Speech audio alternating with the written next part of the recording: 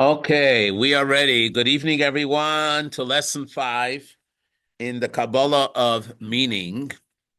I'm sure glad you joined us, and I hope this will warm your hearts a little bit and give some more meaning to life in general and what we're doing in particular. So, what I want to start is where we're up to in all these lessons. So, we've learned all about the idea of meaning. If you remember in lesson 1, we quoted Kohelet, and in Kohelet it says that who wrote Kohelet was Shlomo HaMelech, Shlomo the king, and he says that after all that he's seen and all the wealth and everything that he's experienced, he says Hakol Hevel Avalim, everything is naught and empty because it's void of meaning. So we discussed in the first lesson all about what it means to get the meaning. But then we weren't satisfied with that. So we went into the second lesson, and in the second lesson, we were learning that meaning alone does not suffice, but there has to be purpose. And the difference between meaning and purpose is that you might be doing something that's very meaningful to you, but it has no purpose. It has no purpose at all. You know, there's the story that's told, this might have been in the Soviet Union, where somebody noticed on a street two people that were digging, one person that was digging a pit, and it was a hot day in July, and he was sweating away and perspiring. And after he finished the pit, immediately after that, there was second his partner who filled the pit. And that's how they went block by block, full day's work. And this observer couldn't understand. And he went to them and he said, what's going on over here? They said the third guy, the middle guy, called out sick. He's the one that actually plants the tree in the hole. Okay. So the idea is they might have done things that are meaningful to them because they're getting a paycheck out of it or they're getting the exercise, but it had no purpose whatsoever. So we learned in the second lesson that there has to be purpose. In the third lesson, we were wondering, where do we find purpose?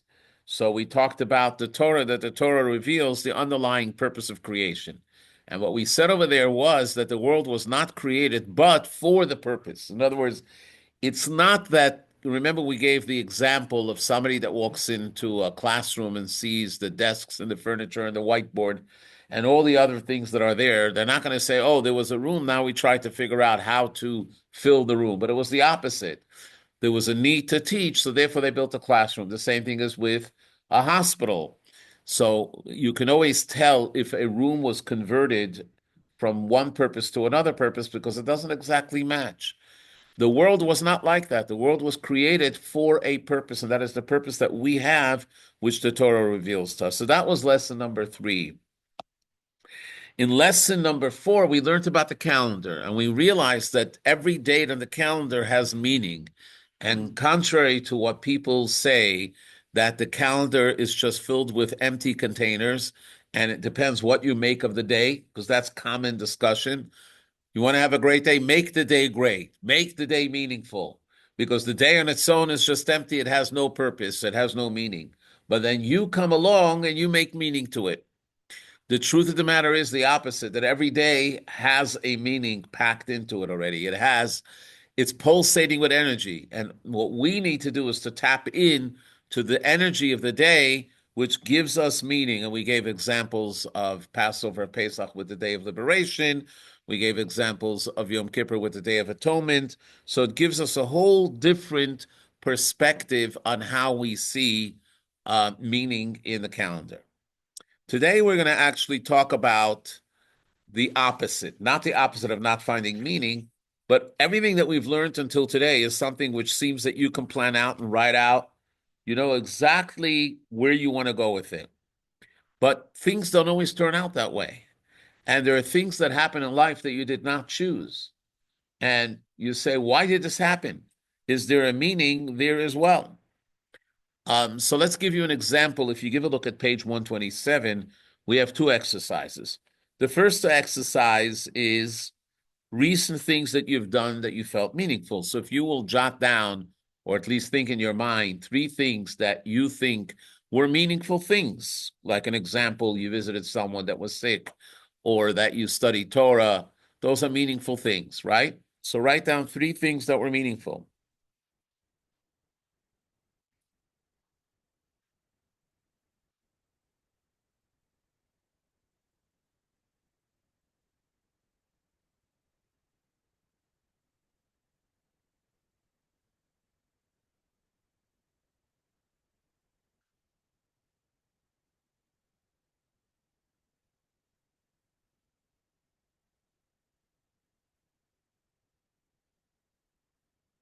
Now, the next part of the exercise is the opposite, not things that you did that are meaningful, but things that happened to you that you weren't planning for.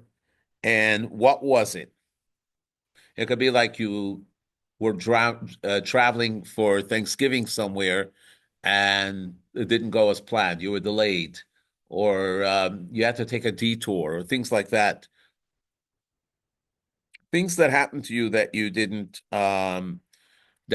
plan for. If there was a major news event that shook you up and made you think about it.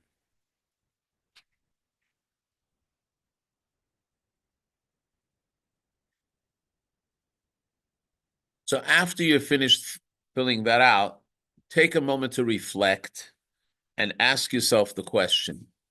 And the question is, which list is more personal to you, or which is less personal, which is more meaningful and which is less meaningful?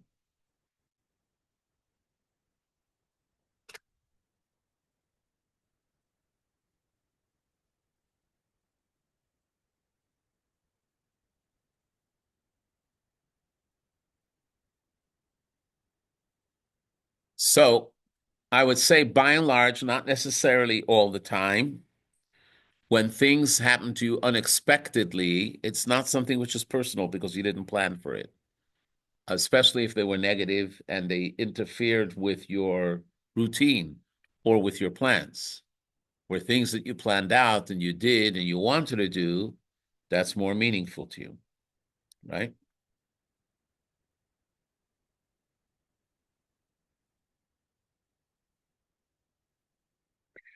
And we're going to turn that around on us and try to see it in a different light. And that's what the tonight's class is about. So first of all, we need to realize that the script of the world is not being written by Mother Nature. It's not written by itself, but it's written by God. And by the way, this is not a fringe idea or some sort of mystical idea. It actually starts with the first of the 13 principles of faith that Maimonides enumerates. So there was always this idea that there are principles of faith, but to give numbers to it and to assign a particular way of reading it, that was the greatness of Maimonides. So he didn't innovate anything new or invent anything new, but he actually articulated things that were there, but in a language that we didn't know. So, what was the first of Maimonides' principles of faith? Please look at page 128, text 1. And it starts with the words Ani Mamin be'emuna shlema. Most people know the Ani Mamin song, Ani Mamin be'emuna shlema be'biat HaMashiach, v'af al pi sheyit ma'meh, af al pi ken achakalo. Everybody believes with complete faith in the coming of Mashiach and all of that. I will still await for him. So it's the same start. Ani ma'amin be'emunah shlema. I believe with complete faith, but it's different words. What does it say? I believe with complete faith that the Creator, blessed be He, blessed be His name, is the Creator and guide of all created beings. He alone made, makes, and will make things. What does that mean? That everything in creation is happening by God. It's not something which is happening by accident. God is making everything. So when we say that God is making everything, it means that God is in charge of every aspect of life. You know, it's a very interesting situation because when we speak about Judaism and Jewish faith and Jewish knowledge and Jewish belief and the whole system, it's totally God-centric. We live in a world where people take the liberty to say, I might be an atheist, although we don't really believe that there are any true atheists today, because they haven't studied enough to be able to claim the title atheist. But you can say people are agnostics, okay? But they also haven't studied much. And the reason that is because it's easier to deal with the here and now. The truth of the matter is that science has already figured out that every person has a wiring within them which gives them the perception of something which is higher than them. And that is only with the human being. And I want to explain that. King Solomon writes, and we read it in one of the first lessons, that the difference between a human and an animal is that the beast is always looking downward. The spirit of the beast is downward. The spirit of the human being is always upward. It's aspiring to something higher. But that search that it's aspiring is not only to spirituality or music or art or ideas, but deep inside, it's seeking its source, which is God. So let's give a look at this reading on page 129, text 2. This is written by a physician of psychiatry. Her name is Dr. Lisa Miller at Columbia University Medical School. And she was trying to understand more about the rising mental health crisis. She didn't set out to study spirituality, but the results of the MRIs and many other surveys that she took caused her to write something remarkable, and that is text 2. She writes, each of us is endowed with a natural capacity to perceive a greater reality and consciously connect to the life force that moves in, through, and around us. Whether or not we participate in a spiritual practice or adhere to a faith tradition, whether or not we identify as religious or spiritual, our brain has a natural inclination toward and a docking station for spiritual awareness. An awakened brain is available to all of us right here in our neural circuitry, but we have to choose to engage it. It's a muscle we can learn to strengthen or let atrophy. This is an amazing discovery from science. We knew it all along because we say about the Jewish people, "Anachnu ma'aminim b'nei ma'aminim," which means we are believers, the children of believers. But this idea that we are receptive to a higher reality is very, very important. So what does it mean that every day when we wake up, what's the first thing we recite?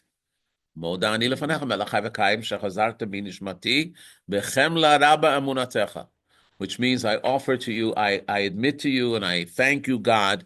It doesn't say the word God, but it says it means God for restoring my soul and me and giving me back my life with tremendous kindness that you sustain me. Okay, so now that we say that we're in tune with spirituality, let's see something else. And this is actually taken from the daily prayer. In the daily prayer, we spoke about it on Shabbat, about the 4 rungs. I don't know if you remember, we talking about the 4 rungs. So the 3rd rung is the Shema, and the Shema has a preparatory prayer where we talk about the angels, then we talk about God's miracles. And one of the things that we say is found text 3, page 129, and it says the following: HaMechadesh betuvo b'chol yom tamid ma'aseh v'reishit. He in his goodness renews each day continually the act of creation. How do we know that? Because there's a verse in Psalms. The verse in Psalms says, Lo'oseh orim gedolim ki l'olam chasdo, to give thanks to the one who makes great luminaries, for his kindness is eternal. So what's the proof that he's constantly renewing it? So if you look at the Hebrew, there's a difference in the pronunciation of a Hebrew word grammatically if you're speaking about the past or the present or the future. Now, if you're talking about the creation as an action of the past, you would say Sha'asa Orim Gidolim, that he did. He made great luminaries. The great luminaries are the sun and the moon. When you say La'osei, means that he's making it, it means it's happening right now. So therefore, the sages of the men of the Great Assembly that wrote the prayer book were able to write with confidence this concept, HaMechadesh B'tuveh, that he's constantly renewing it. Now, most people will take it as a matter of faith, but let's see how one of the greatest scholars of Kabbalah wrote about it. He's known in his acronym name, the Shalah, but really his name is Rabbi Yeshaya Horowitz. You can see a little bio about him that he lived from 1565 till 1630. He was a great author, and he wrote a lot of the insights for prayer. So what does he write? The Shalah writes something very interesting. First of all, before we go there, he presents two views. The common view is that God created everything and then assigned, give a look at the screen actually before we read the text. So it's a one-time creation. God created everything and then assigned celestial forces to manage the world. So it's basically running on its own. True, they believe God created it, but God created it in a way that is self-sustaining. He rejects that. And he says it cannot be. God is constantly renewing the act of creation. And his influence is ongoing and intentional. Let's see the way he writes it. Page 130, text 4. The common understanding of how the heavenly forces operate is this. God, the blessed creator, brought everything into being from absolute nothingness. In Hebrew, it's called yesh ma'ayin. In Latin, it's called ex nihilo, right? Something that came out of nothing. And therefore, he has the power to do whatever he wills, even to override or suspend the natural order. At the outset, he assigned spiritual forces to govern the world, each one appointed over its own realm. The world continues to function according to these systems, as if his hand has stepped back, except on such occasions when he chooses to intervene and override them. Until then, these forces operate through the power he originally placed within them at the time of creation. This is what we call conventional wisdom, how people in general look at it. And a lot of idolaters and a lot of religions are based on that philosophy and theology. But in truth, as it seems to me, our faith, which is our faith, Judaism, teaches otherwise. God in his goodness is constantly and deliberately renewing the act of creation every single day. His influence is ongoing and intentional. For even a moment, if he was to withdraw this flow, everything would immediately dissolve into nothingness. All of existence would simply cease. We will soon see a little bit more about this. So, for instance, the Baal Shem Tov, the founder of the Hasidic movement, says a word which we also find in the Midrash, but the Baal Shem Tov actually expands on it. And he says, there is a verse in Psalms that says, La'olam Hashem Dvarcha Nitzav Bashamayim, which means for eternity, your word stands in heaven. Which word is this? The word that God said at the very beginning of the creation, Yehi Rakia, let there be the firmament. In other words, let there be the heavens. So those words are constantly standing there. What does it mean it's constantly standing there? So according to what the Shalah is explaining, is that it's constantly standing there and sustaining it, but he's constantly saying the word. The word is constantly flowing from God that there should be the firmament. And if God would withdraw that energy that is flowing from him, everything will return back to naught the way it was before creation. And therefore, if you ask the Shalah of God, God forbid, wants to destroy the world, what does he do? So you ask someone that is ignorant in these areas, you say God has many ways of destroying the world. He can cause an earthquake, he can cause a flood, he can cause fires and all of that. But that's not the truth. God doesn't need to do that. All God needs to do is withdraw the energy and everything goes back to the way it was before. What does it mean? Not everything dies. It goes back to the way it was before creation. Because the whole creation, the physical, spiritual, everything that exists can only exist because God wills it and God is making it happen.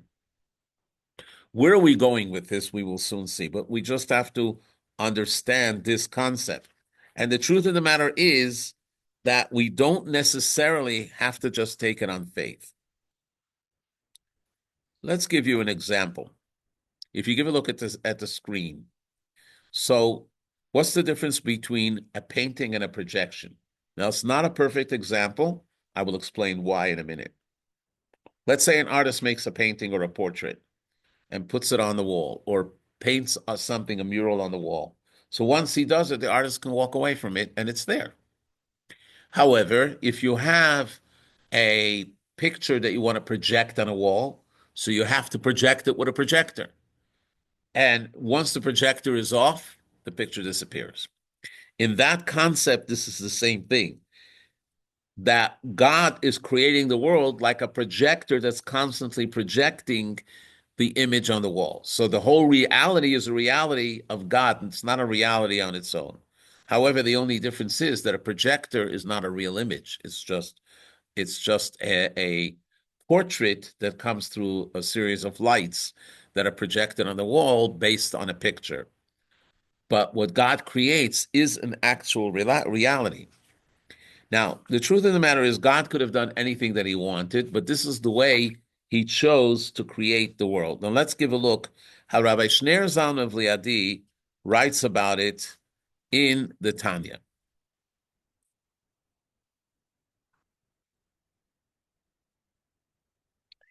Text 5.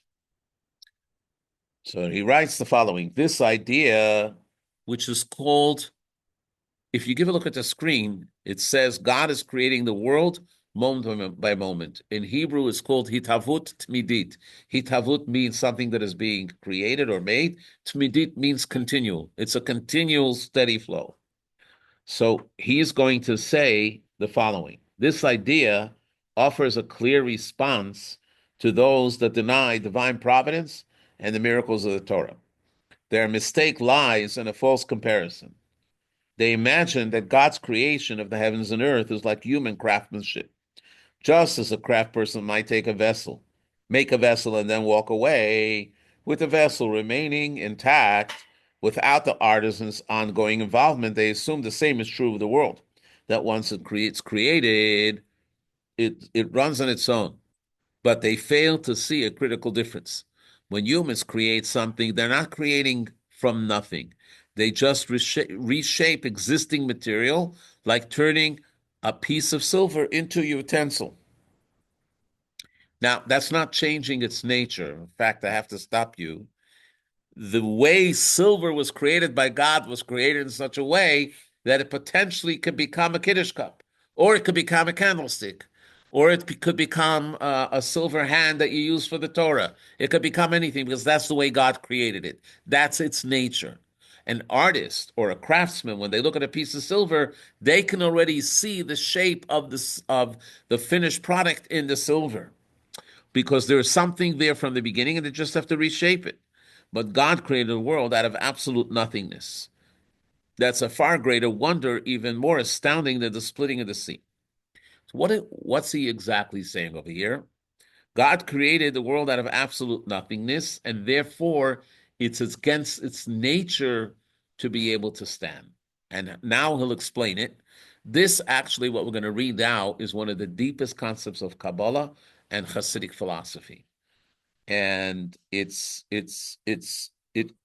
brings out a reality that most people don't necessarily think about. But the only way that he wants to illustrate it is through an example. And the example is with a miracle. What is a miracle? A miracle is a change of nature. So one of the greatest miracles that happened in Jewish history was Kriyat Yamsuf, the splitting of the sea. The water that by nature is fluid, became became solid, that it couldn't move. It still was a water, but it stood still. And it stood still that it became a wall. And not only did it become a wall, but it became a solid wall. So what happened over there was that God had to override its nature. So what does it mean when God override the nature? It's not like he took a water and made it into ice. The water still remained water. And if you touched the water, you would have felt it liquid as usual. But the nature was changed that it was stationary. Why? Because he was holding it up through a miraculous energy. And the moment he would let go of that miraculous energy, the water would resume immediately to this former way of flowing, right?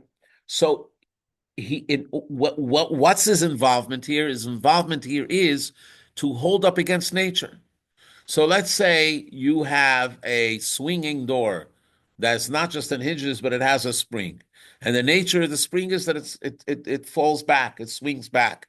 But you want to hold it open, so you're going against the nature of the spring in order for it to hold open, right? Because if you let go, it swings back. Over here, it's even more because we're talking about nature of water. Nature of water is that it flows. Why does nature of water flow? Because the source of water is in the kindness of God. You know that there are many faculties of God. So there's the Sfirat HaChesed, the faculty of kindness. Faculty of kindness is flow and giving. It's constant giving. So water is rooted in Chesed. So therefore, it always flows. Now, it doesn't mean that it's good because remember, kindness does not mean good. A lot of people equate kindness with good because usually kindness means you have a kind heart. Kindness means giving. Sometimes you give too much that you overflow. Let's say if you have water, which is kind. Let's say we had rain the last few days or the last day. There's a bit of a drought here in our part of the country. So now you have rain, you welcome it. But let's say if the clouds and the storm becomes a stationary storm and it stays here for a week or two, then we have too much water, then everything is flooded, and then it becomes miserable, right? So even though water is kindness, it doesn't mean that it's good. It means that it can be good, but it means that it's giving, it's flowing. So the nature of water is flowing. And God here, because he wanted to make a miracle so the people should be able to pass through a dry land, he had to change it as if he was holding the door. So that's a change of nature. Okay, so let's see what he says. So he says, take the miracle, that miracle is an example. I'm sorry, but God created the world out of nothing. That's a far greater wonder, even the more than astounding than the splitting of the sea. Take that miracle as an example. God used a strong east wind to split the sea, and the waters stood like a wall. But if the wind would have stopped for even a moment, the waters would have immediately returned to their natural state and flowed back down. They would have not continued standing as a wall on their own. So this is just a miracle with an existing nature that you have to change the nature.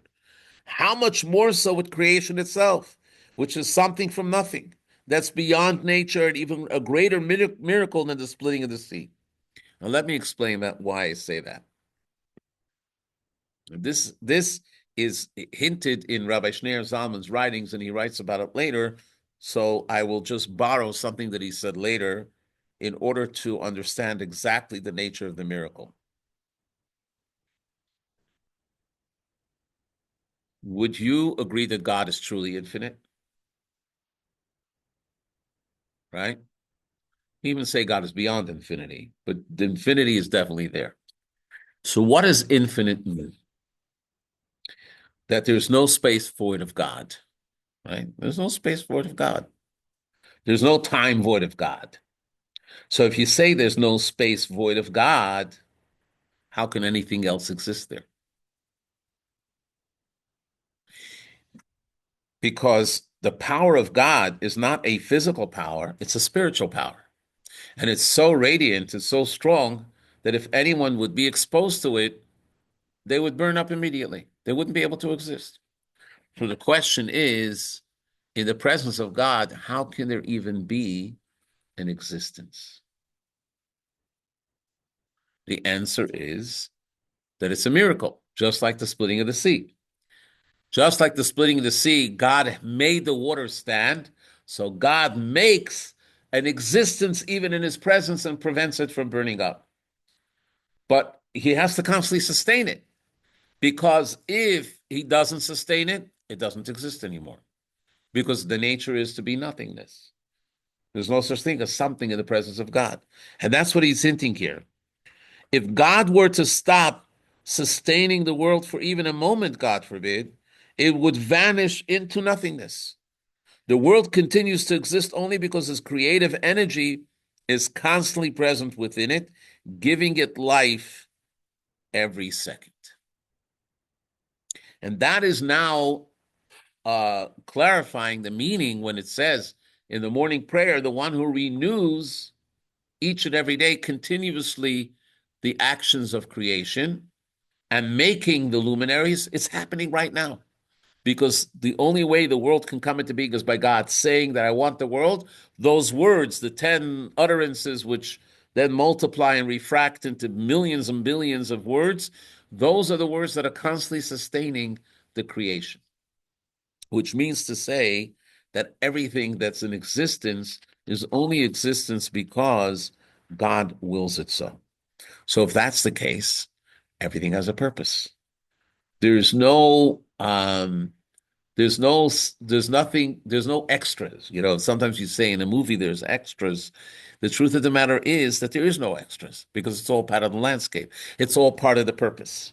So therefore, we have to come to the conclusion that everything in the world, including things that happen to us that were unplanned, or even things that appear to be negative or appear to obstruct our path, all of that has purpose and is part of God. And we're soon going to see how. But before that, we're going to play a little bit of a video.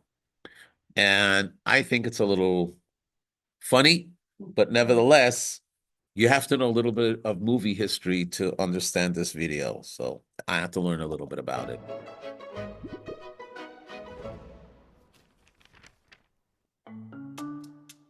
You're in your seat as the story begins. You notice the way he stands, his accent, his jacket. You notice the gun on his belt, a symbol of bravado. But you didn't think he'd use it. Well, you should have, at least according to a rule known as Chekhov's gun. Anton Chekhov, the 19th century Russian playwright, taught that in a well-written story, every detail must serve the plot. If in the first act you hang a pistol on the wall, it should be fired in the next. Otherwise, don't put it there. In a masterful story, nothing is extra. Every prop has a purpose, every line carries weight. Nothing is random. Is there a storyteller more masterful than the creator of the universe? Is there any story more layered than the one you're living? One of Judaism's oldest mystical texts, Sefer Yetzirah, the Book of Creation, describes God as a divine scribe, writing reality into being. We're not just characters in the story. We are the story. And just like a screen goes black when the projector stops, our world depends on God's light every moment. Creation isn't a one-time event. It's continuous, intentional, ongoing. If God stops writing, we stop being. And in his story, in your life and in every event, every detail matters. Every scene, every object, every moment, every choice. If it's here, it has a role. Otherwise, it wouldn't be. Sure, things can look totally random, even horribly random at times. But the author gave us tools to seek the meaning, to live with purpose, even when the plot twists.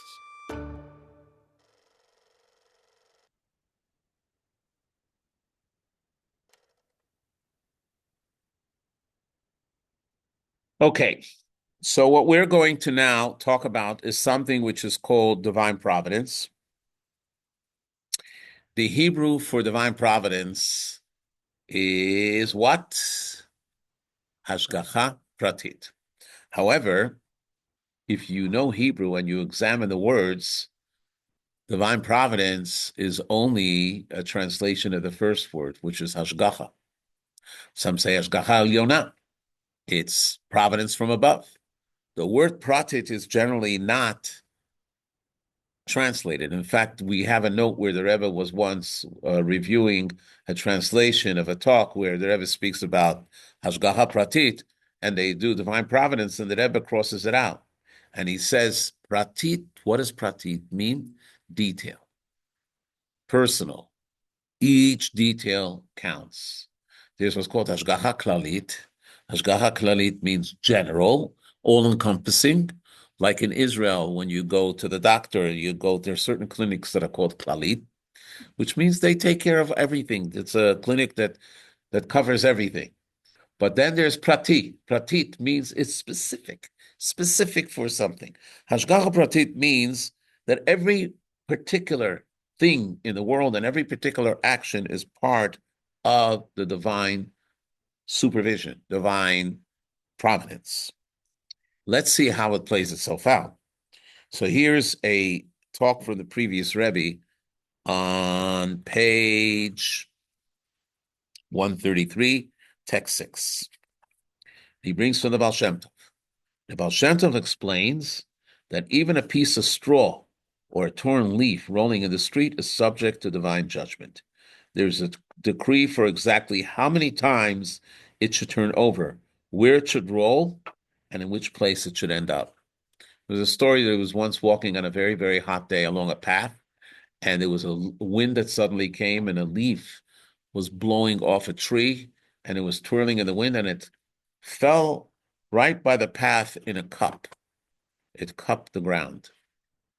And the Baal Shem Tov asked them to lift the leaf, and there was a little worm there that was finding protection from the sun in this leaf. So he was trying to say everything is by divine providence. Now, this concept is a very difficult concept to understand because, or for many people to accept, for several reasons.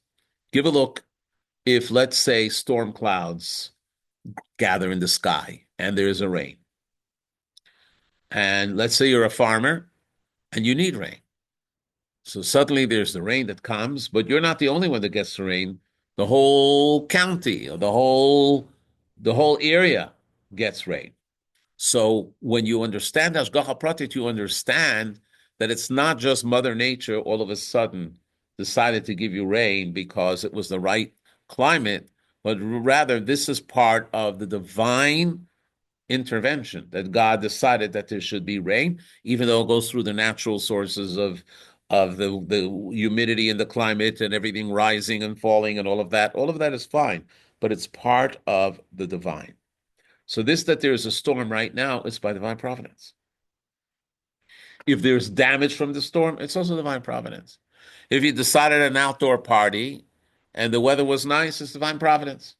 If the weather was not nice, it's also divine providence.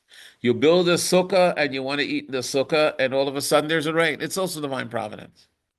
You can't negate that because the underlying philosophy is that it's all being created by God. And if it's created by God, there can't be something which is outside of that realm. Everything has purpose. The question is, how do we find purpose and why is that? But everything is part of the script.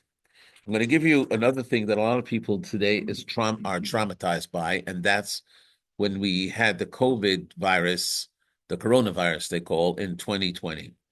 So it really overturned a lot of normal things in life. First of all, there were a lot of people that passed away. Several of us in the room that had very close relatives that passed away untimely. It was very, very, very sad, very difficult. If you go past that, many weddings were planned and people couldn't have regular weddings. So what were they doing? They were in convertibles driving through the streets and people were on the porches waving to them. That was the wedding because nobody wanted to postpone the wedding.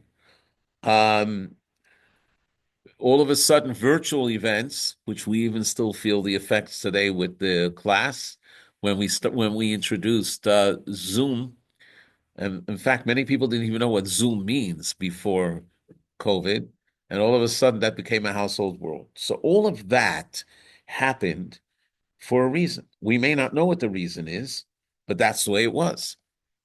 Actually, I'm going to show you a video that was just added a few weeks ago at the very end of the class, and I'm going to ask you to stay for it because it's the ultimate sign of what divine providence is, even though it was a negative. So God crafts the global event. He scripted every local consequence.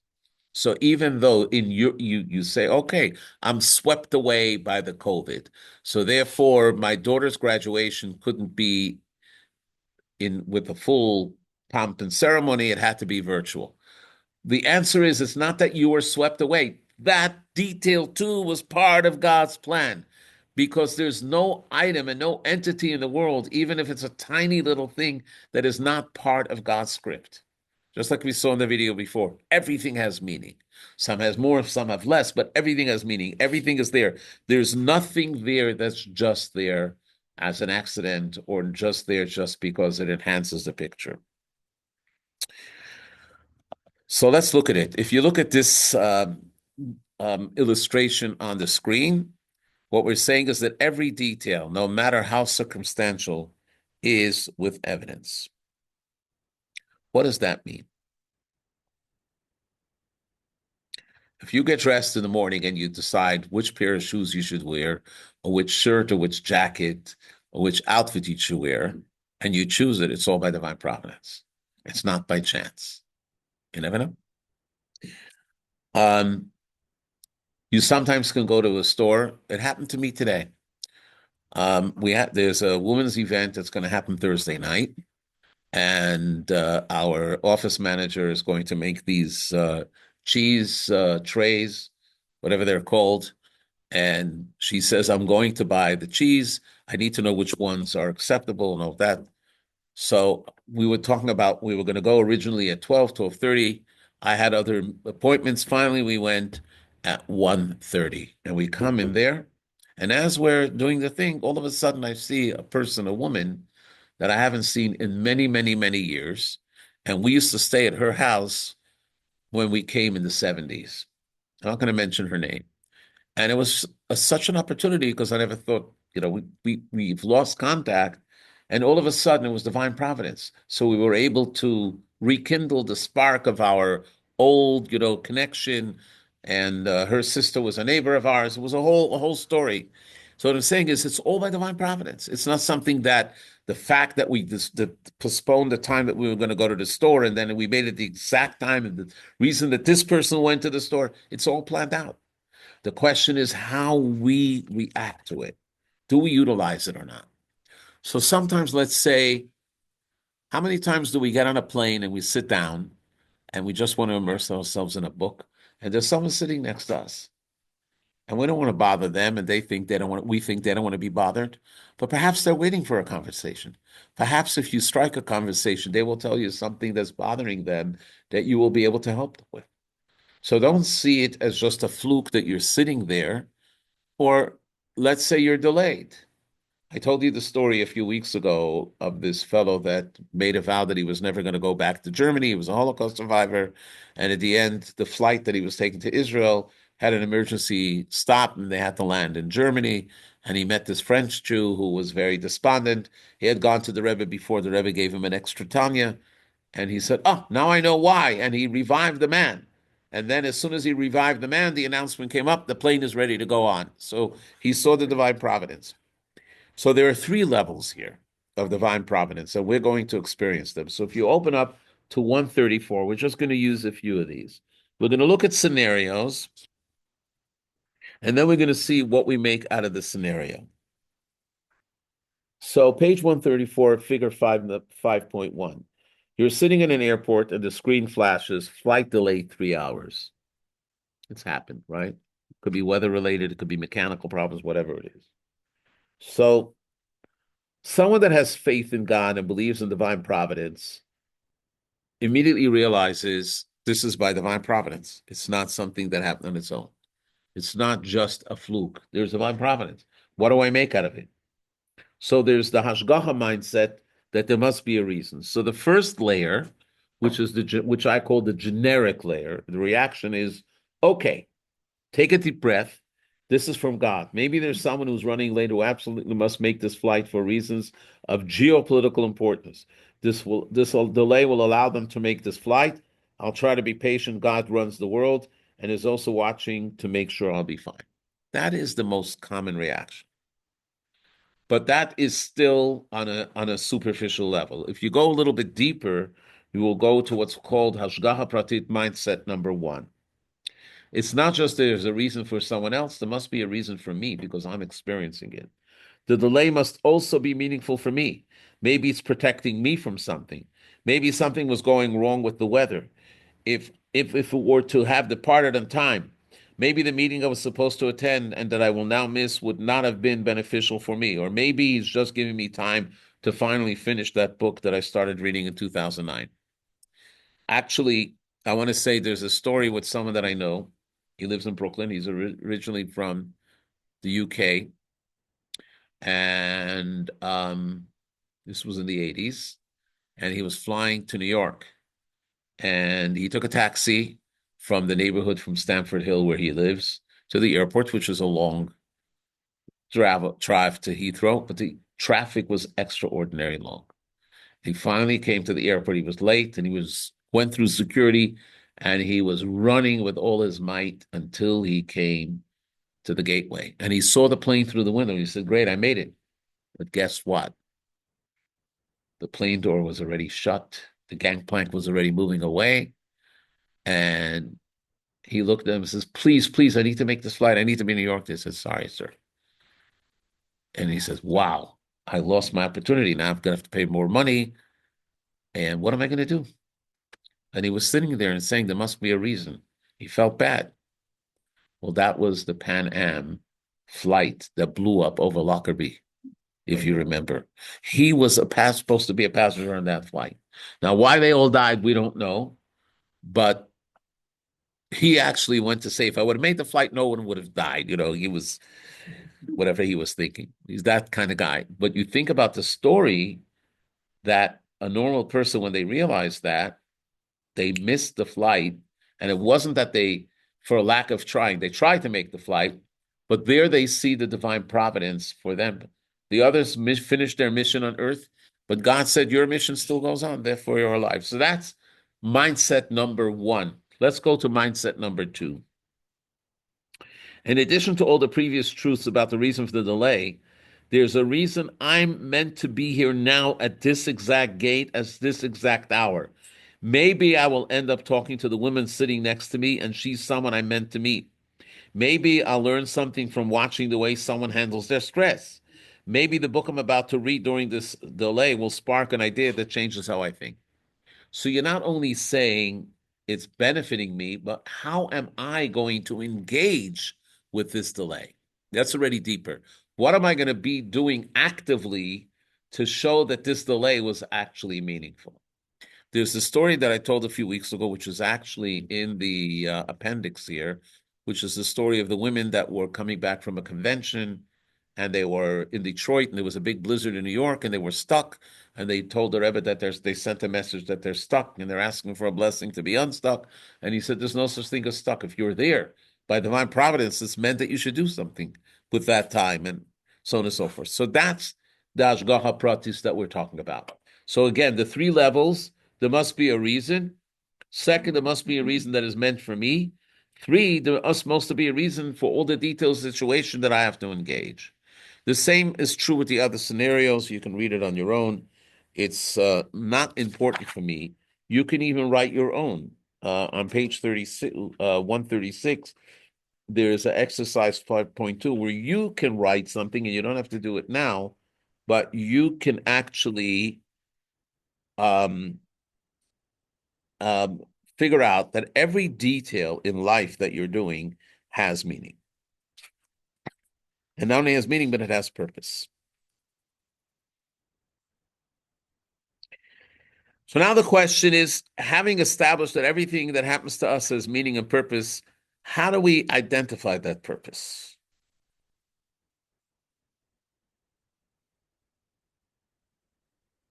So here we cannot just be passive about it, but we have to be proactive. We have to look for the divine providence in it and what we can do with it.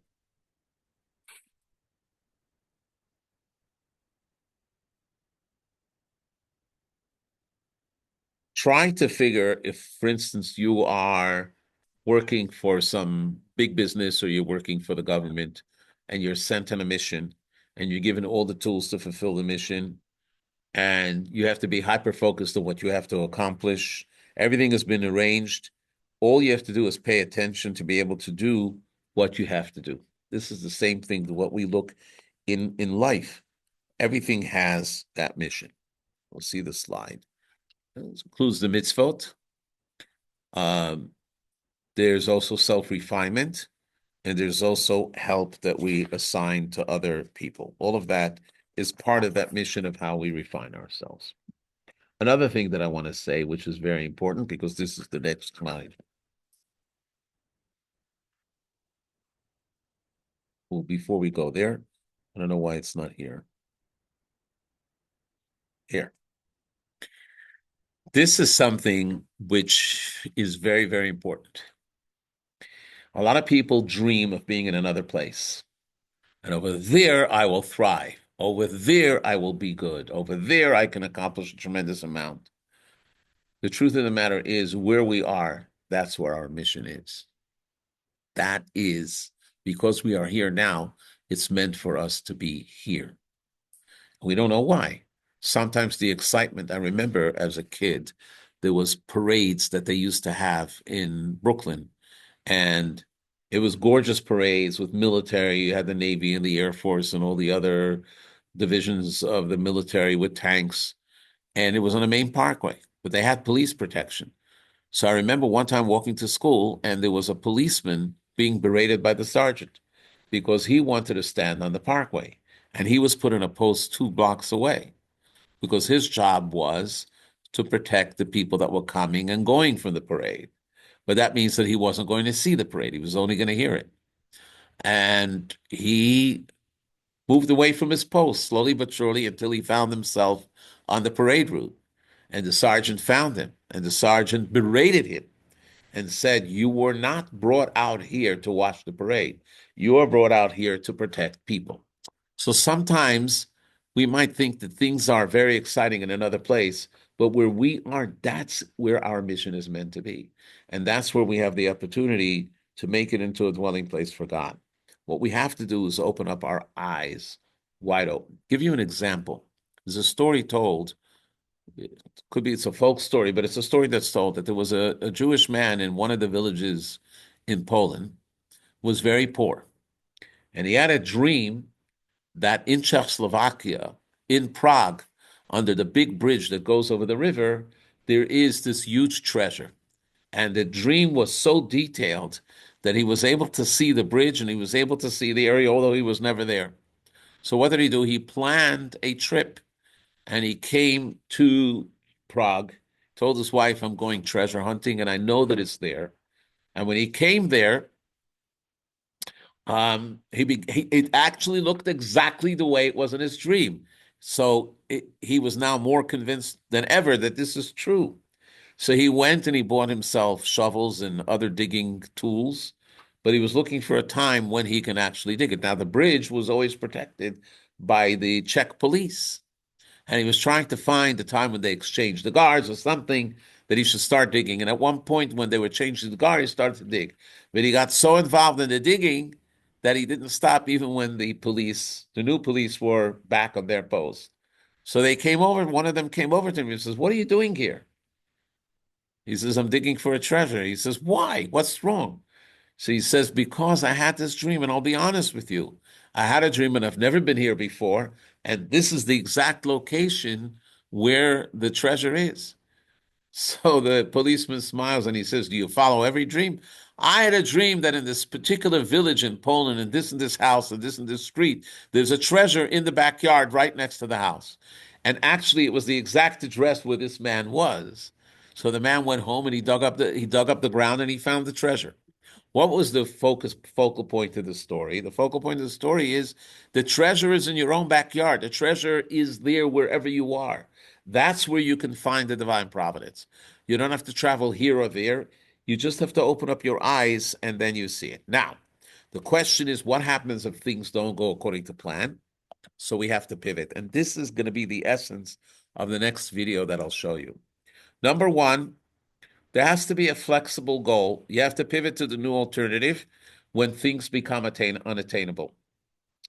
Let's say someone was planning a trip to go travel the world, and all of a sudden COVID came and they can't travel anymore. Or let's say their financial situation changed and they can't afford the tickets anymore. Whatever it should be, or there was an upheaval in the place. You have to be able to pivot, because you have to know that if this was done, it's done by divine providence, and you have a mission that you didn't realize until now. Secondly, which we also talked a lot about in the first and second class, is you have to look at a stressful situation from a different perspective. You don't look at it at the perspective that it's causing you harm, but you have to look at it from the perspective, what opportunities lie here. There was a story with the editor of the Yiddish paper, the Allgemeine Journal. He also was a writer for the Hebrew paper. His name was Gershon Jacobson. He's the father of the Rabbi Y.Y. Jacobson and Simon Jacobson. I knew him well because he was very friendly with my father. And he had his own ideas, and he was a great journalist. And he also not only wrote stories, he also wrote editorials that people would read. He was very well known. And one day he had a foot infection. It's called a rose. And he was hospitalized. And they were giving him medicines, and he wasn't getting better. So his son, Rabbi Simon Jacobson, he was then a yeshiva student, came to the Rebbe. It was on a day that the Rebbe was giving out honey cake before Yom Kippur. And he said to him, and he said, I want to have for my father, and I want a blessing that he should get well. And he has been in the hospital for this long time. So the Rebbe said, without even batting an eye, he said, here, give him the honey cake, but tell him that when he completes his mission of why he came to the hospital, then he will get better. Implying that if he doesn't complete that mission, he's going to stay there for a long time. The son ran back to the hospital, gave him the honey cake, and said, the Rebbe said, you have a mission. He said, I have a mission. Okay. He couldn't walk, so he asked him to put him in a wheelchair, and he asked him to wheel him down the hallway, and he was going from room to room until he came to a room where he saw a Jewish name, and he was wheeled in. The man looks at him, and as soon as he sees him, he turns his face away. Get out of here. I don't want to have anything to do with religious people. I hate you and I hate God. So go away. So Jacobson realized this is why he's here. So he said, but can't I talk to you? I have to talk to you about God. I can talk to you about some of my editorials. In fact, you're reading my paper right now. He says, you're Jacobson, the editor of the paper? He said, yeah. He said, I'm sorry, then it's different. So they started engaging in talk, and he warmed up, and he admitted to him that he was a Holocaust survivor, and he lost his whole family in the Holocaust, and he could never forgive God, and that's why he turned away. And Jacobson started to talk to him and be warm to him, and he started to warm back up to Judaism through his conversations with him. And as he was doing that, Jacobson was getting better each and every day. So until this guy made a promise that he's going to be in touch with him and he's going to come to his sukkah and he's going to do the lulav and etrog, and they formed a relationship. But what was the point? The Rebbe was able to see that because by the Rebbe, nothing was in vain. So if he was in the hospital and he wasn't getting better, it must be because he has a mission in the hospital. Otherwise, he wouldn't be in the hospital. So this is the idea of the reframing the Hashgacha Pratis effect. Now, the other thing that I want to say is you and I don't know what kind of effect we can have on people. Here, Jacobson engaged them, but sometimes, even if you just do a minor little act, it can have a long-term effect. And let's give it some examples. You may not even know the results. Text 7. This was written by a PhD by the name of Beth Kurland. How you can make an impact in 30 seconds without knowing it. So she writes the following. On the day of my mother's funeral, I remember sitting in the back seat of our car. She was a teenager then, pulling into the parking lot where the service was going to be held, and seeing two old friends of mine from elementary school walking inside. I was 15 at the time. It had never occurred to me that they would miss school and be there for me. This simple act of support meant to me more than they will ever know, because they cared about her. So that kind of effect, when you do something which you might think is a minor move, but it may be major.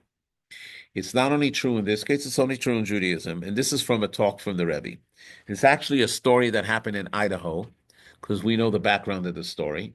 There was a family that moved there, a Jewish family, and they had no Jewish community, but they were in the potato business, Idaho potatoes. And they were servicing the potato farmers, and they had in one of the little towns in Idaho a store.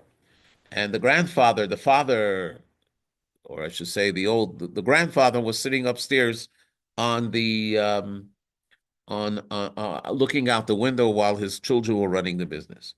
This was in the 40s. So the Rebbe tells the story in 1955. And he says the following. My father-in-law, the previous Rebbe, Rabbi Yosef Yitzchak Schneerson, instituted several years ago that during the summer months, yeshiva students should volunteer to travel from the yeshiva to various Jewish communities in order to inspire their fellow Jews in matter of Torah and mitzvot and Judaism in general. Presumably, the yeshiva students had already decided to embark on this mission and in a good auspicious hour made the trip be not only peaceful but also successful. Not just successful in a general sense, but remarkably successful in all areas where they will speak, and even in the areas where they won't speak but will influence simply through their very presence in these places. The Rebbe spoke before the students were going out on this mission. There's a story that illustrates this. A Jew living in a small American town was deeply affected by the sight of a young man walking by wearing a full beard and peyot, which is the side locks, with his tzitzis visible. Curious, the man asked where this young man was from. Was he from Poland, Galicia, or Ukraine? He was told, no, he's from Boston. Now, in this country, Bostonians are regarded as being amongst the most distinguished.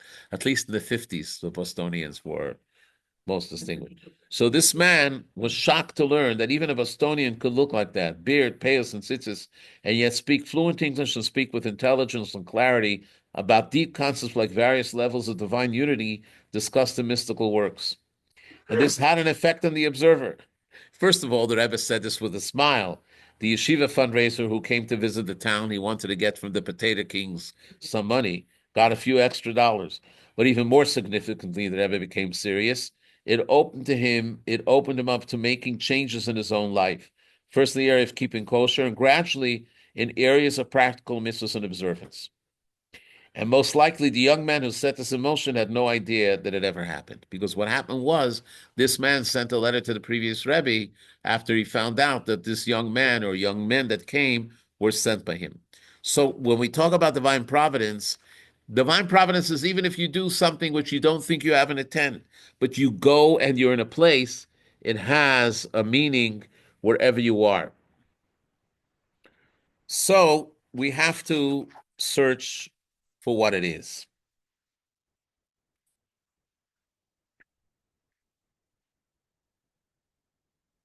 What we're going to do now is not that much readings because I want to leave time for that last video, which I tell you must watch. It was an event that happened not long ago, which really teaches the idea of divine providence. In fact,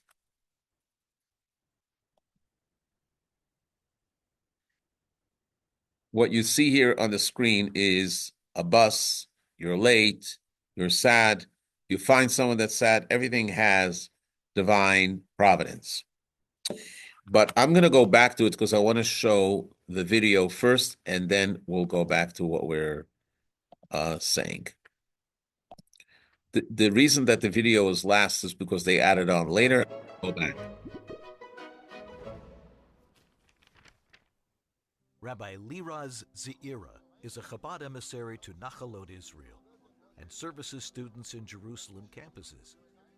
He is a major in the IDF reserves, having served in an elite Givati unit, and then as a reserve combat officer in a tank battalion.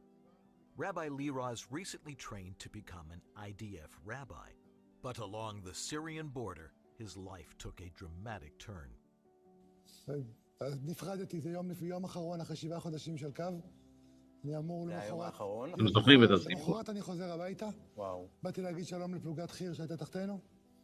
אחד החיילים אמר לי שהעירוב נראה לו פחות תקין. העירוב זה הקו שתוחם את האזור, כדי שבשבת אפשר יהיה ללכת עם דברים בדיוק. הגדרה הלכתית מדויקת. הלכתי לבדוק אותו, במהלך זה דרכתי על רימון שכנראה נשאר שם מהכיבוש של התל. The explosion shredded his legs and sent him rolling down a hill. He began to bleed out. היית לבד. הייתי לבד, זחלתי למרכז. ואתה מבין שאין לך רגליים? אני מבין שהרגליים לא מקשיבות לי.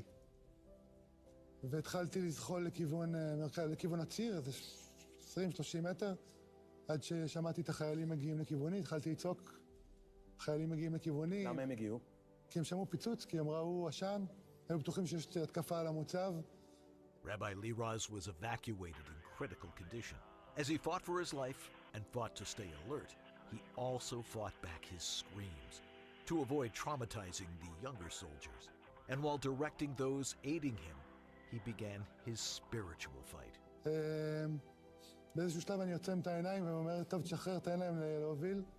והתחלתי להגיד תהילים. אחד החיילים שרואה אותי ממלמל, אז הוא מצטרף. הוא התחיל להגיד, שמע ישראל. ואני פותח את העיניים ואומר לו, לא! אני נשאר פה, אני לא הולך לשום מקום. לא יודע איך הוא איזה תהילים אמרת ראשון? את הפרק של הרבי, את הפרק שלי, את הפרק של הילדים שלי, שיר המעלות. שיר למעלות, אשא עיניי אל ההרים? Rabbi Liraz soon discovered that his legs had been amputated. Even in the face of life-changing injury, purpose gave him strength. With a mission in mind, he realized his life hadn't ended, it had only changed direction. Even in loss, purpose became his anchor. במקום באסה או כל דבר כזה, נהיה לי פשוט מאוד רוגע. ואני יכול להשליך את זה רק על דבר אחד, שזה באמת הזכות להיות חסיד של הרבי מלובביץ' ושליח של הרבי מלובביץ', ולקבל את הנושא הזה של באמת, אין דבר כזה נכה צה"ל. אין מושג כזה נכה צה"ל, יש מצויני צה"ל. אתה לא משהו נחוץ, אתה לא נכה, זה דבר שנופל, זה... לא.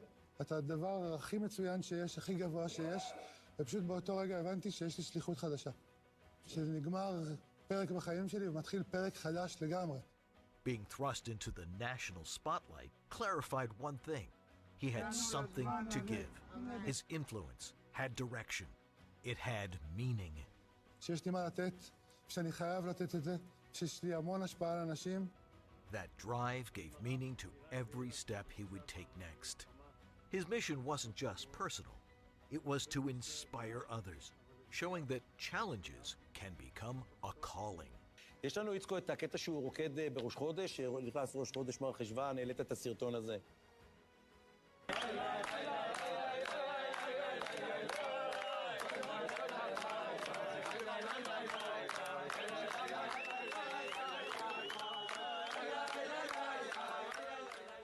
Each act, each post, each interaction became an expression of his purpose, helping others find their own.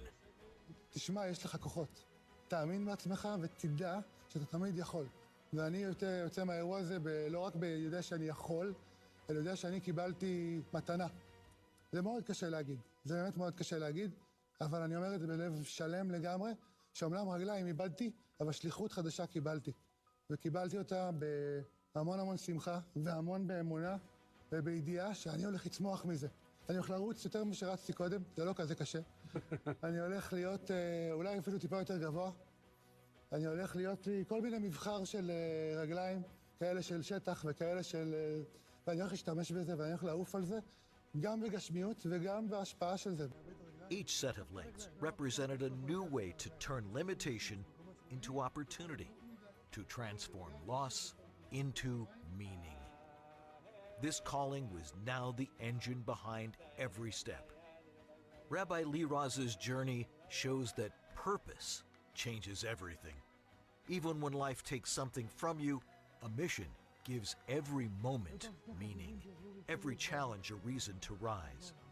His new mission and the meaning it brings is only just beginning. זה שלרבי מלובביץ' יש הרבה סוגי שליחים בעולם, במקומות נידחים, אבל שליח כמוך, עם מה שאתה תהיה עכשיו, זה לא היה לו עד היום, ובהצלחה בשליחות הגדולה.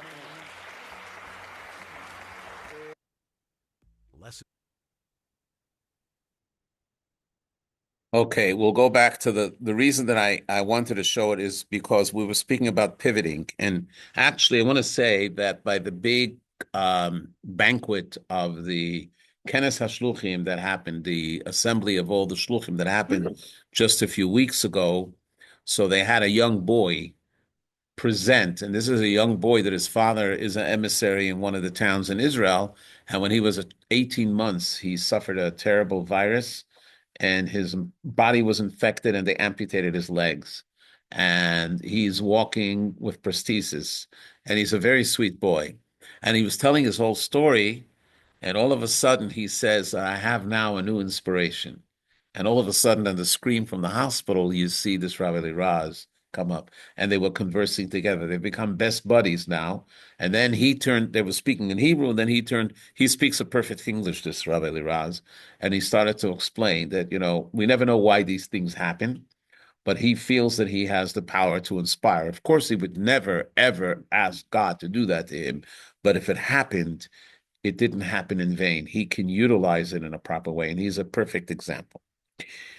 I want to turn your attention to something that the Rebbe wrote very quietly to himself, and I just want to give you the background to it. The Rebbe, before he became Rebbe, especially when he was in Europe, had notebooks, a notebook, and he wrote a lot of concepts. Before he would speak, he would write concepts, stories, or events that happened with his father-in-law. He wrote a tremendous amount, and he kept it in his office near his desk in a file cabinet. And from time to time, he would make reference to it.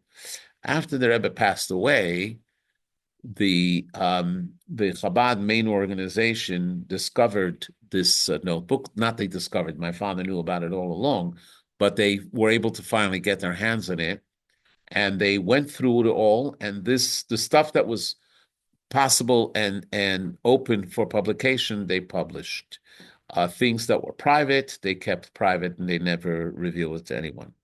One of the notes that he wrote, by the way, one of the stories that we were reading not long ago was to the date of the 12th of Kislev, which was, today was the 12th of Kislev. So he writes in 1932 that he was studying in the library of his father-in-law's house. It was 4:00 in the morning. And all of a sudden he sees his father-in-law coming in, and his father-in-law says, I had a dream. And in my dream, I see my father, and he was wearing Shabbat clothes. And he says, why are you so despondent when there is a light shining in your house? So the previous Rebbe is telling his son-in-law that I got up and I started walking, and I saw indeed there was light from the moon. But then I realized that that wasn't the light. And then I come now into the library and I see, and the Rebbe writes ... And then he said, I want you to kiss me on the forehead. And the previous Rebbe kissed him on the cheek. Says those are things which are very private, so nobody knew about it. And he didn't want to write about himself, so he wrote a lot in ... But here he wrote something which, if you think about it, it's so powerful. This text 9, page 143. And this one he wrote in the 30s. Everything that God created in his world has purpose. Because as the Talmud says in the Tractate of Shabbat, he did not create a single thing in vain. The same is true of all events and occurrences of the world. Nothing happens in vain. Everything is under divine providence. So we just saw this video of this rabbi. He's actually internalizing what the Rebbe wrote here and says, okay, now he has a mission that he can approach people that are amputees or people that have had terrible tragedies in their life, and he can encourage them. But then he writes another thing. He says, a result of this, in the world, meaning in the personal world of each and every individual, there exists only God and the person. Everything else is merely a means through which the individual fulfills their service to God. Think about that. There's nothing else that exists. If you try to focus, everything blurs out. The only thing that you see is God and the human being. Then when you focus on everything else, you realize that everything there is for the purpose to be able to help bond this relationship. Anything that does not pertain to the service of God is something they have no awareness of. For there's no thing or awareness that is in vain. The entire world, one's personal world, is nothing more than a tool and a medium through which way they reach their purpose, the ultimate goal for which they were created. This is revolutionary. So let's say you hear a piece of news on the radio when you're driving, or you hear a story about someone. You think it's just a story that I have. The truth of the matter is that what the news that you heard or the story that you heard or what you've seen is all part and parcel of the mission that God has given. It's scripted, so you should see it so that you should be able to serve God through it. And if it's not for the service of God, you wouldn't even be aware of it. So think about it. When you're on your phone and you go onto a site and there's a pop-up of some commercial, all of that is by divine providence. Some commercials you want to just get rid of because they're inappropriate. So that's the way you serve God, that you don't follow it. And some things have maybe a message that you can learn from it. Nothing is in vain. This is the power of the human experience because everything is done for God. And this explains another statement. This is taken from the Hayom Yom, which the Rebbe wrote, text 10, page 144. Every single thing one sees or hears is an instruction for their conduct in the service of God. This is the idea of avoda, which means service, to comprehend and discern in all things a way to which God serves God. Now, this particular statement has been told so many times over and over again, but if you don't read it with the previous text, text number 9, you will say the following: by divine providence, I heard about it, so therefore I got to learn a lesson from it. But after you read text 9, it's not just by divine providence you heard about it. God scripted it specifically that you should hear this in order that you should learn a lesson. So it's not once I heard it, now I have to say, what kind of lesson can I take out of it? But rather you say, no, God gave me this because he wants me through this to learn a lesson. It's not an afterthought, but this is the reality of life. So you board a bus and you find yourself seated next to a stranger. That's why we have the picture of the bus. You might be mildly irritated, you don't know who the person is. You pop in your earbuds and you start listening to some podcast. Or if you're social, you strike up a conversation. Some of the Chabad rabbis were preparing the JLI, and they read this already in advance, and they were coming back. They told the story for them. They were coming back from this convention, and they flew back, each one sitting by someone else separately, and their natural instinct was to take out a book and start reading the book.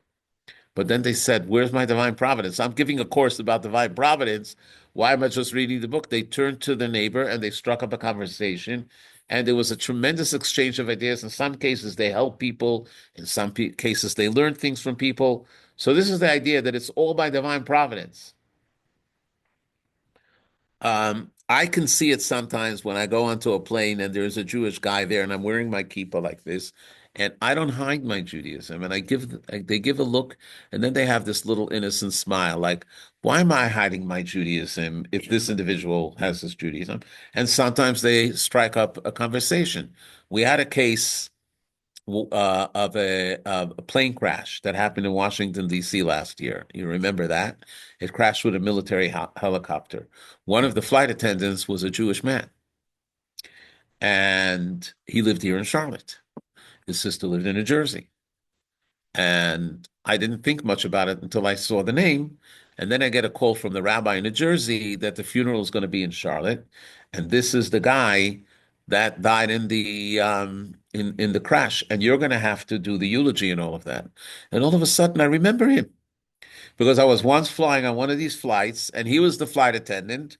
And he came over to me and he started to speak to me about Judaism. And we had this joyous conversation together. It was a remarkable thing. And I was thinking to myself, why did God make me go on that flight and then I should meet him? And then at the end, this is where his funeral was. It's like all tied in together. So you never know what and who you're going to experience. Sometimes you walk into a store and you see a cashier and the cashier looks upset. I do this all the time. I ask them how their day is and I try to cheer them up. And just to say a kind word to them, so they should be uplifted. There was a fellow that used to live here in Charlotte. He's moved out since then. He wasn't religious, but he had a very interesting deed that he would do. He was to fly a lot for business, and he used sometimes there were delays. He remembers one time he was standing in line and the airline suddenly canceled the flight and everybody was trying to figure out which flight they're going to take. And people were very angry and they were screaming at the desk attendants or whoever they were, and they weren't happy. It was just a mad situation there. So he went and ran to Starbucks and he bought 50 to 100 $5 gift cards. And then he came back and he started giving people in line a gift card. I hope that can make your day better. And he gave the ladies and the men behind the desk, also gift cards. It lightened the mood, and all of a sudden, everybody became friendly to each other. And they realized that no one is against each other. It wasn't in their hands, whether it was a mechanical or weather delay, but just to change the mood of the entire environment. And then they were able to find out who had, it was like triage, who had a more important event that they had to fly to, who didn't mind waiting a little bit. But this is what I'm trying to say. That's how you find the divine providence. And he was really there for the right purpose. And it was an amazing thing to do that. So this is something that we learn. So when you have a certain moment that happens to you, you have to ask yourself, what does this mean to me? And how do I find purpose in it? And when you are aware of it, then there could be a call of action. Finally, I want to finish with an interesting story that everybody knows. It's a biblical story. It's the story of Noah getting drunk. But more than Noah getting drunk, and more of him being exposed naked in his tent, how his children reacted to it. The Rebbe has an amazing, amazing, amazing teaching to this. So let's give a look at the text, okay? There are many lessons from it, but we're going to focus on one. This is from Genesis. It's the story of Noah after the flood, came out of the ark. So what does it say? It says, Noah began to farm, and he planted a vineyard. He drank from the wine, became drunk, and lay exposed in his tent. Cham, the father of Canaan, they call Canaan, saw his father's nakedness and told it to his two brothers outside. Okay? Who were the two brothers? Shem and Yafet. What did Shem and Yafet do? This is all in the pasuk. They took a garment, okay? It was a rather large garment. Could be it was a bed cover or something like that. Laid it across their shoulders and walked backwards.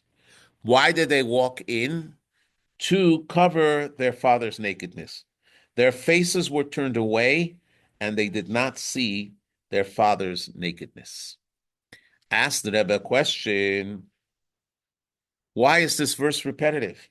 It says their faces were turned away, and they didn't see their father's nakedness. Isn't it the same thing? So the Rebbe explains it's not. The Torah is teaching us two things. One is the physical. Their faces were turned away, describes their physical orientation.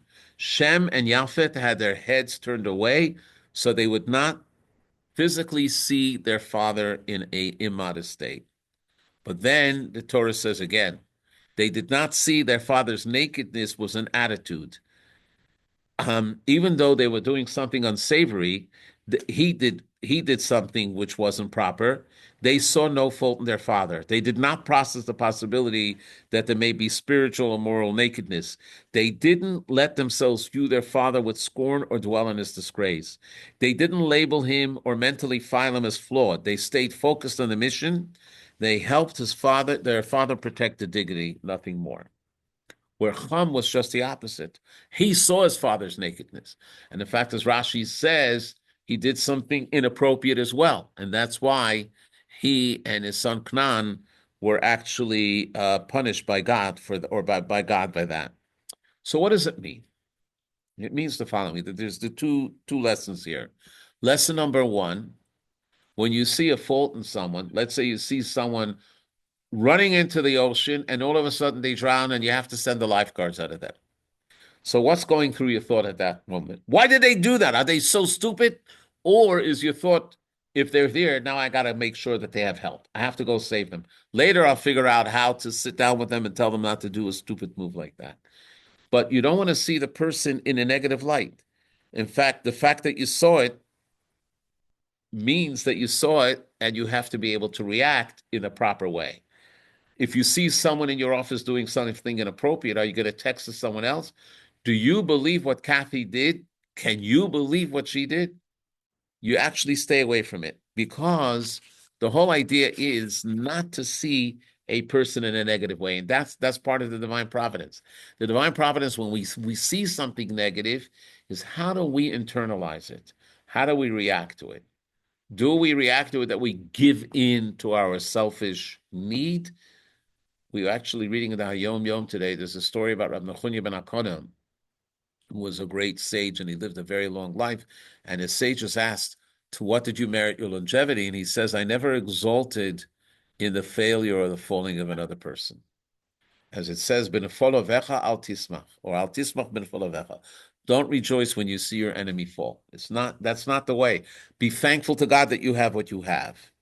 So the idea is that we have to learn from every situation and internalize it. And sometimes it's by negating the negative. And we have to see the divine presence in every situation. And if we see the divine presence in every situation, then we realize that it's not by chance. So, what is the final lesson that we take from this? Not only that nothing happens by chance, but everything is deliberate. Everything that you see in your life and everything that you experience in your life is deliberately there by God. Sometimes we open our eyes and see it, sometimes not. What's our choice? Our choice is how we deal with it, how we react to it. How do we make amends from it? So the next time you're traveling west and the highway is closed and you have to take a detour and it takes 5 extra hours and you have to stop in a town because you're thirsty and you want to drink, realize that there is a divine mission why you were there. It wasn't just by fluke that the highway was closed and you couldn't go there. Your soul was meant to be there, and that part of the world was waiting since the time of creation for you to actually be there at that time and recite a blessing over the water. And you elevate the sparks that are there. That's the way you have to think about it. That's the true meaning of Hashgacha Pratis. Everything has a meaning. Even if it's negative, we learn from it and we learn how to make it better. I want to finish with a story because I have 1 more minute. It's a true story. There was a guy that he was a young man when the Holocaust happened, and he ended up being in one of these bad camps. And his work detail allowed him to go behind the barracks. And one day when he was going behind the barracks, he saw a beautiful young girl. And she had such kind eyes, and she had apples. She had like an apron with pockets, and she had apples. And she looked around and she quietly picked up an apple and threw it over the barbed wire to him. And for him, an apple was a whole meal. They had nothing. The next day he came back and she was there again. And this became a routine. And he called her angel, his angel. He didn't know who she was. He thought she was some Polish young woman. And he was thankful to God. Eventually he was liberated and he came to Brooklyn, and he was out in Coney Island working. And at first he was very depressed. He lost family, and then he started meeting friends. And one day a guy says, I'm going on a date, but my date has a friend, and I would like to double date. I'll drive the car and I'll sit with my girl in the front, and we'll pick up the other girl and you'll sit with her in the back. And they go. The girl gets into the back and he looks at her and he looks at her and he says, her face looks familiar. Her face looks familiar. Now, his face did not look familiar because when he was in the camp, he was gaunt. So he kept on asking her questions. And all of a sudden it hit him. That was his angel. She was a Jewish girl that she was able to hide as she was not Jewish. And she utilized to try to find Jewish inmates and give them apples. Now, the Nazis didn't bother her because they thought that she was just a Polish girl. But eventually, Hashem circumvented and made everything happen, that they both came to Brooklyn and they both met and they both got married and they lived happily ever after, as the story goes. But the point is, you never know the divine providence that hits you even in the most of negative times. May Hashem help that everything should be good. I just want to announce that next week, even for those that are in the Zoom, it's going to be a little celebratory. It's going to be the celebration of the 19th of Kislev. We'll have extra l'chaim and refreshments. We saw that already. And we will do lesson number 6. I invite you, if those that are listening in Zoom can come in person, it would be even greater. Thank you all for being here. Thank you very much. Thank you, Rabbi. Okay. Yes.